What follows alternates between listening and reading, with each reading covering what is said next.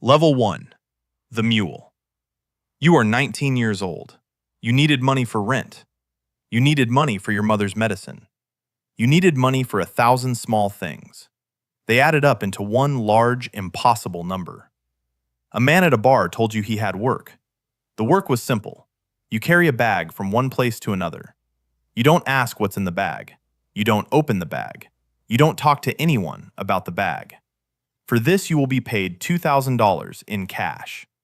That is more money than you have ever held at one time in your life. You said yes before he finished explaining. You meet him 3 days later in a parking lot.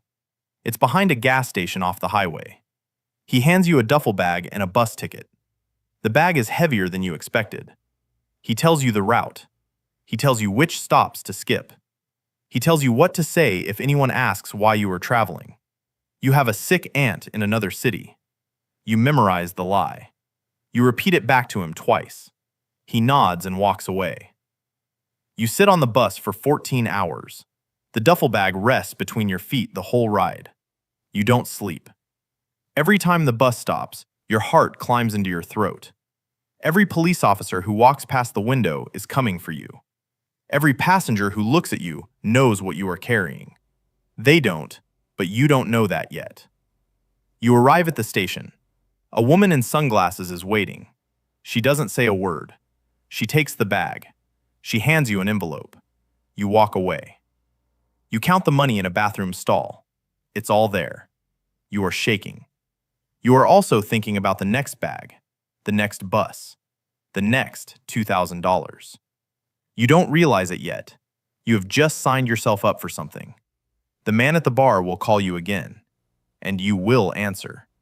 And the bags will get heavier, and the routes will get longer, and the lies will get more complicated. One day you will look back at the version of yourself on that first bus. You will not recognize him. Level 2. The Courier. You have done the runs for almost a year now. You are no longer the kid in the parking lot. You have a phone with 3 numbers in it that don't have names. You have a routine. You have favorite routes and routes you avoid. You have learned which bus stations have undercover officers. You have learned which border crossings have new dogs. You have learned which crossings have officers who barely look up from their coffee. You are a courier now. The pay is better. The bags are still bags, but the contents have changed. Sometimes it is cash going one direction and product going the other. Sometimes it is documents that you don't read. Someone is paying you not to read them. You have moved up because you have not been caught. You have moved up because you have not talked. Those 2 qualities, in this world, are worth more than intelligence. They are worth more than charisma. They are worth more than anything else you bring to the table. The man who gave you your first bag is no longer the man you talk to. He has handlers above him. You have been promoted past him. You answer to a woman now. You have only met her twice. She doesn't tell you her name. She tells you when to move. She tells you where to move. She tells you how much you will be paid. She does not tell you why. You do not ask. You drive long distances now. You spend nights in cheap motels paying cash. You have learned how to pack a vehicle so that nothing rattles. You have learned how to talk to a state trooper for 90 seconds. You give him no reason to ask for the keys to your trunk. You have learned which questions are routine. You have learned which questions mean something is wrong. You have learned that a calm voice is the most important tool you own. Your hands sweat. Your stomach turns. Your face does not move. You smile. You hand over your registration. You drive away. You exhale 10 miles down the road when you are sure no one is following. You have a contact in the southern corridor now. He runs a tow yard. He hides things in vehicles before they go to auction.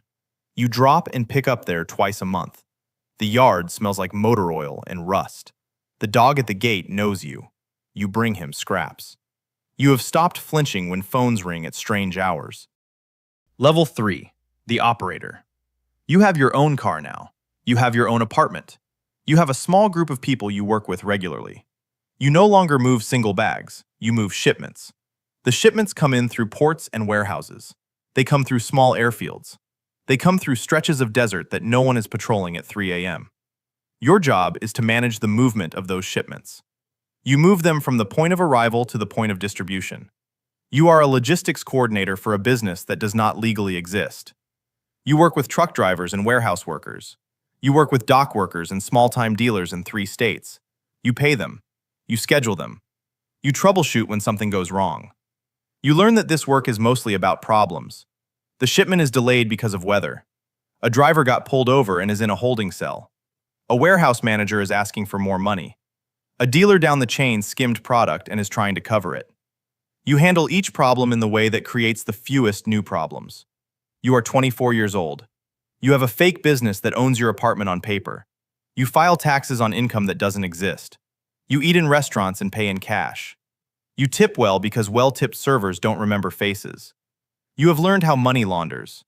You have learned the difference between structured deposits and smurfing. You have learned how to wash $50,000 through a car wash that barely operates. You have a safe deposit box in a small bank. The bank is in a small town 2 hours away. Inside the box is enough cash to disappear for a year. You also have a passport in a name that is not yours. You have never used it. You hope you never have to, but you sleep better knowing it is there. Your old friends from before all of this think you sell solar panels. You have rehearsed the explanation so many times that it almost feels true when you say it. You had a girlfriend last year. She started asking questions you couldn't answer. She found a wad of cash in a kitchen drawer. You told her it was emergency money. She nodded and stopped asking. 2 weeks later, she was gone. She left a note. The note did not explain. The note did not need to. You have not dated since. You tell yourself it is because you are too busy. You know that isn't the real reason. The real reason is that you cannot let anyone close enough to see what you actually do. So you stay alone and the apartment stays quiet. Level 4. The Route Specialist. They moved you up because you understand geography. You understand it better than anyone in the organization. You can look at a map and see things that other people miss. You see the gaps in coverage. You see the shifts in patrol patterns. You see the small county roads that Border Patrol forgot to add to their rotation. They added them in 2019 and still haven't updated. You see how a shipment can travel from a port in one country to a warehouse in another. It passes through 6 different transportation methods. It passes through 3 different intermediate locations. It arrives untouched. You design these routes. You build them like puzzles. Every leg has a contingency. Every contingency has a backup. If the primary route is compromised, the secondary route activates within 90 minutes. If the secondary route is compromised, you are on the phone. You solve a problem that should have already been solved. You travel constantly. You scout locations in person because satellites lie. Google Maps lies. The only honest map is the one you walk yourself. You stand at a border crossing for 3 hours and count the cars. You note the shifts. You note when the dogs come out and when they go back inside. You note which lane the experienced officer works. You note which lane the rookie works. You file all of this in a memory that has become unnaturally good. You don't write anything down. Writing things down is how people go to prison. You have access to people you didn't have access to before. There is a man who works at a customs office. He takes envelopes from you 4 times a year. There is a woman who works at a freight company. She flags certain containers to be skipped during inspection. There is a former military officer who arranges air routes. They don't appear on any radar log. These people are not your friends. These people are assets. You manage them carefully. A burned asset is worse than no asset. A burned asset is a witness. Level 5. The Broker. You are no longer just moving things. You are matching buyers with sellers. You are the person in the middle. A man in one country has 200 kilos of something. A buyer in another country wants 200 kilos of something. Neither of them knows how to get it from one place to the other safely. You know. You take a percentage. The percentage is small in raw numbers. It is enormous in absolute terms because the volume is staggering now. You make more money in a single transaction than your father made in his entire working life. You don't talk to your father anymore. He thinks you are doing something vaguely shady. He hasn't asked the specific questions. You haven't volunteered the specific answers. He suspects, but he doesn't want to know. That is the relationship you have built with everyone who knew you before. They suspect. They don't want to know. You meet with people in hotel rooms in cities where no one knows your name. You speak in coded language. You discuss numbers without naming them. You agree to terms with handshakes that are also not really handshakes. Nothing in this business is binding the way a contract is binding. The binding force is reputation and consequence. If you cheat someone, word spreads and you stop getting deals. If you cheat someone serious, word spreads and you stop existing. You have your own people now, a small team. A driver who has been with you for 4 years. He would die before he gave you up. A lawyer who specializes in cases that aren't supposed to go to court. Sometimes they do. An accountant who structures everything you own through a chain of shell companies. They span 3 different jurisdictions. You pay them well. You treat them well. They are loyal because they should be loyal. The alternative for them is worse. You have begun to understand that running this kind of operation is mostly about managing people. Almost everything else can be solved. People are the variable you can never fully solve. You had a partner during this period. Not a romantic partner, a business partner. He was as smart as you and almost as careful. The two of you split a region between you. You worked together for almost 3 years. Then, he got greedy. He started moving product through routes that you had told him to avoid. He thought he knew better. The federal agents knew about those routes. He was arrested in a hotel parking lot in Phoenix. He took a plea deal. Your name was not on the cooperation agreement. You don't know if that was loyalty or strategy. You sent money to his mother for a year. Then you stopped. He is still inside. You have not visited. Level 6. The boss of a crew. You run a crew now. 20 people across multiple cities. You don't move product yourself anymore. You haven't touched a bag in 3 years. You sit in a chair, in an office, in a building. Nobody can connect you to it on paper. You make decisions. You decide which shipments come in. You decide which routes are used. You decide who gets promoted. You decide who gets demoted. You decide who gets removed entirely. Removed has different meanings depending on the situation. Sometimes it means they are paid out and sent away. Sometimes it means something else. You have not personally hurt anyone in years, but you have given orders that resulted in people being hurt. You tell yourself there is a difference. Some nights, you believe it. The crew operates in a specific territory. You have understandings with the crews that operate in adjacent territories. The understandings are fragile. They are renegotiated constantly. A new player arrives. A boundary shifts. A shipment goes missing, and someone has to be blamed. No one is sure who is responsible. You spend most of your time in meetings that are not called meetings. Lunches, drives, walks through parks where no one can plant a microphone. You discuss the future of small empires while joggers pass you. They have no idea who you are or what you are saying. You have been investigated. You know this because you have a contact inside law enforcement. He tells you when your name comes up in a file. So far, the files have not contained enough to indict. You have been careful. You have been disciplined. You have built insulation between yourself and the work. A corporate lawyer would admire your structure. He would never be allowed to see it. Your family thinks you are a successful businessman. They are not entirely wrong. You are successful. You are also a businessman. The product is just different from what they imagine. You bought your mother a house last year. You paid in cash through a corporation she has never heard of. She thinks you closed a big real estate deal. She cried when you handed her the keys. You held her on the porch and stared past her at the street. You watched a black sedan that had been parked there for an hour. The sedan eventually drove away. It was probably nothing. You assume nothing is ever nothing. Level 7. The regional coordinator. You answer to people above you now. You didn't before in the same way. There has always been an above. You used to think there wasn't. You used to think you were running things. You were running a piece of things. The actual organization has structure that goes much further up than you understood. When you were a courier with 3 phone numbers, you had no idea. You report now to people whose names you don't say out loud. Their faces you have only seen a handful of times in a decade. You manage an entire region, multiple crews, hundreds of people working under you across several layers of plausible deniability. The amount of product moving through your region every month is measured in tons. The amount of money flowing through the region is measured in numbers that do not feel real. Even when you are looking at the spreadsheets, the numbers feel imaginary. You meet with bankers in countries with friendly laws. You meet with shipping company executives in coastal cities where the docks are friendly. You meet with politicians whose names show up on ballots. Their campaigns receive donations through channels that nobody traces. You are wearing suits now, tailored ones. You eat at restaurants where the waiter brings you a bottle of something old without asking. You ordered it last time. You speak 3 languages, 2 of which you taught yourself in the last 5 years. The work required it. You have stopped thinking of yourself as a smuggler. You think of yourself as an executive. The product is a commodity. You are managing supply chains. You are optimizing logistics. You use these words even in your own head. The words shape the way you experience the work. If you called it what it actually is, you would not be able to do it. So you don't.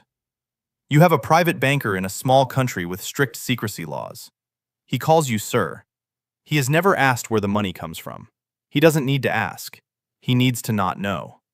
His ignorance is part of what you are paying for. You sign documents you do not fully read. You trust him because his predecessor disappeared after a single careless word. The current banker is very careful. Level 8. The Cartel Lieutenant. The word cartel sounds dramatic. The reality is more boring than the word suggests. A cartel is a corporation with extra-legal enforcement mechanisms. That is all it is. You are a senior officer of that corporation. You report to the head of the family directly. There are perhaps 4 people in the world who occupy the position you occupy.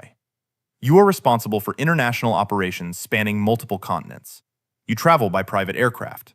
You have homes in 3 countries. You have not been a citizen of one place in any meaningful sense for years. You exist in a space between borders.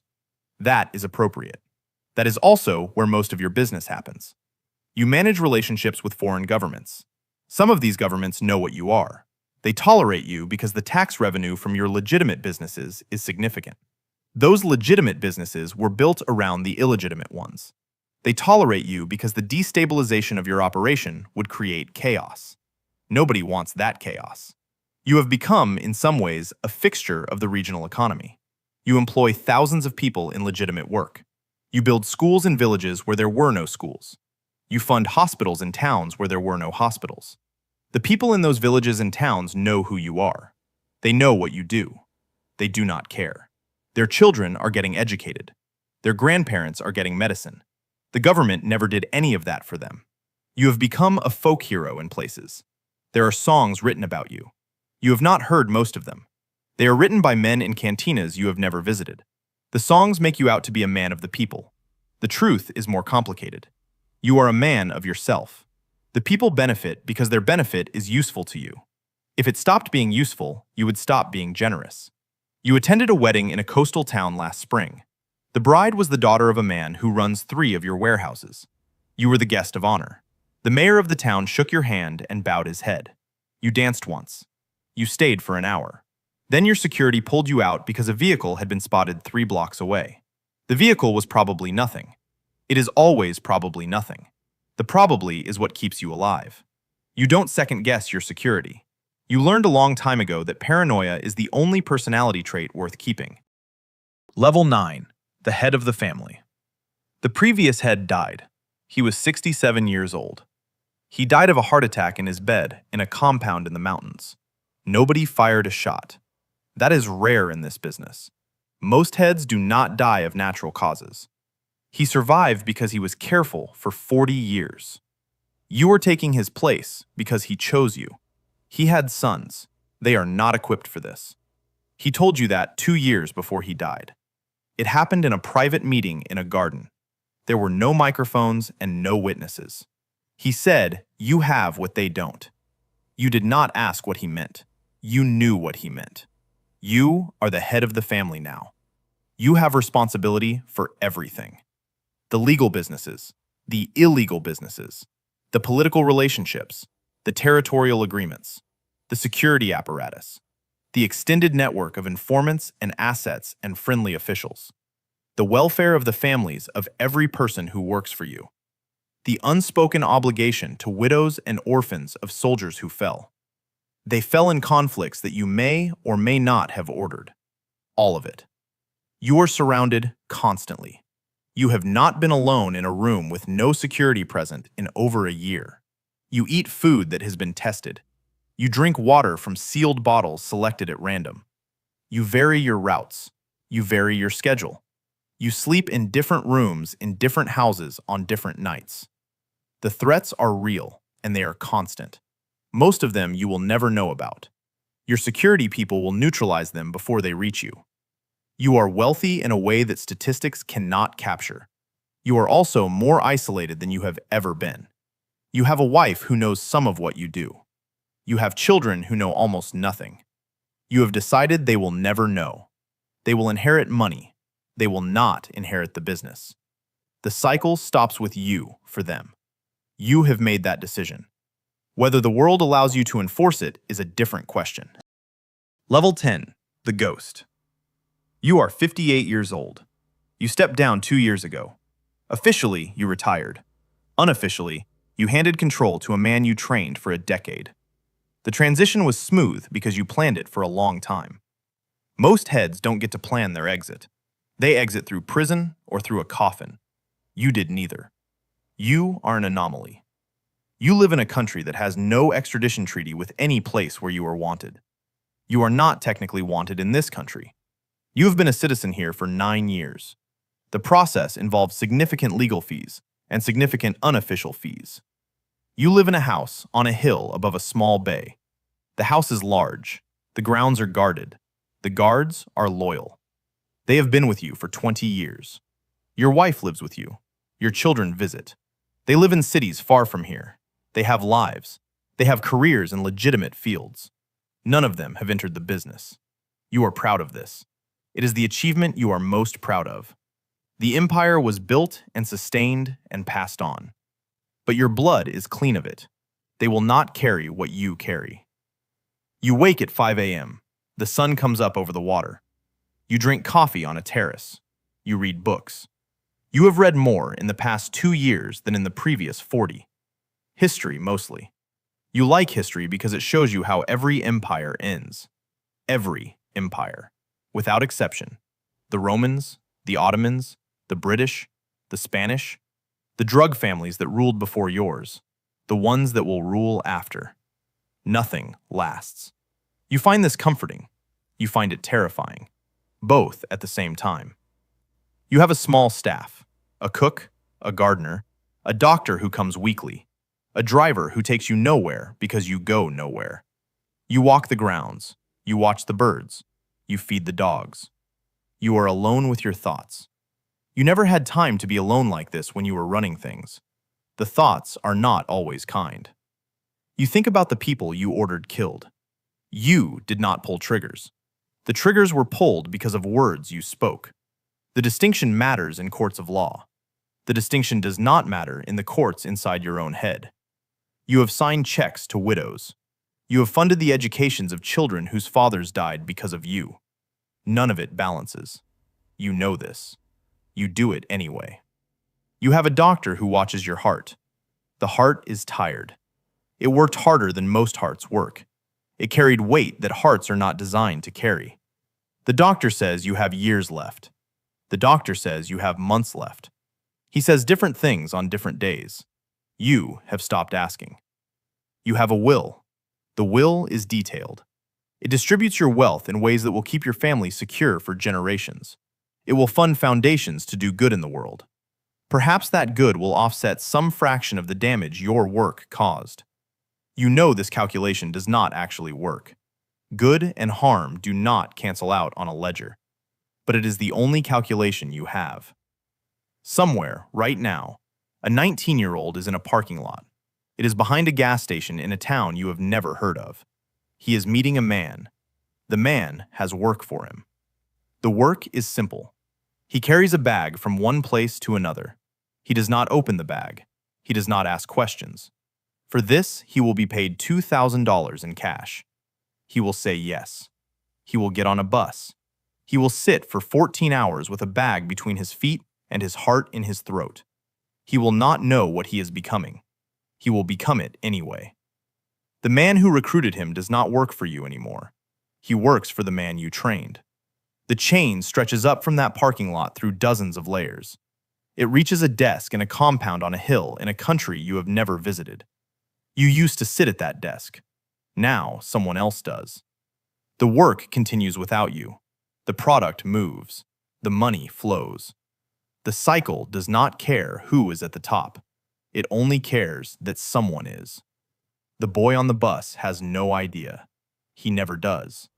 None of them do. The cycle continues.